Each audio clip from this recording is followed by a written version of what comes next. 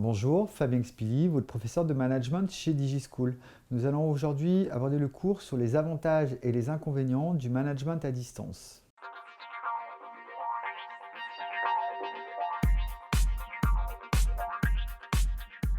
Donc le management à distance comporte plusieurs avantages.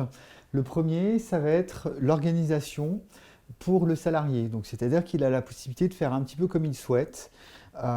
Donc soit il peut commencer plus tard, finir plus tard, commencer plus tôt, finir plus tôt, ou bien également il peut s'organiser dans son travail au quotidien dans la journée. Deuxième avantage, ça va être de passer plus de temps avec le client. Ça va être d'être plus productif également puisque vous n'avez pas forcément les transports en commun et vous n'êtes pas sans cesse dérangé par exemple au téléphone ou par un collègue. Vous allez vous sentir plus libre. Le salarié se sent mieux pour travailler. Ça diminue aussi les dépenses pour l'entreprise, comme par exemple des coûts qui peuvent être liés à des bâtiments, l'électricité, l'eau, le gaz par exemple. On va aussi avoir certains inconvénients qu'il faut être capable du coup d'appréhender.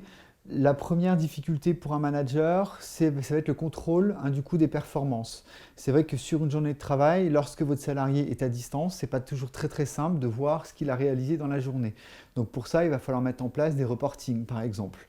Le deuxième, ça va être l'organisation de réunions qui peut être problématique. Même si on a des moyens aujourd'hui comme Skype ou aussi des sites qui permettent des réunions à distance, ce n'est pas toujours très simple à gérer si le matériel ne fonctionne pas. Il faut équiper les salariés de l'équipement nécessaire, ordinateur, téléphone, mais également par exemple des imprimantes. Il faut les connecter à distance si jamais on a besoin par rapport à l'activité. On peut aussi avoir une possibilité de perdre un petit peu ce sentiment d'appartenance que l'on va avoir à l'entreprise. Donc du coup, ça va être nécessaire que le manager il prenne en compte ces éléments-là par des appels, par des réunions qui soient quand même hebdomadaires ou mensuelles pour pouvoir avoir cette présence qui est nécessaire pour les salariés.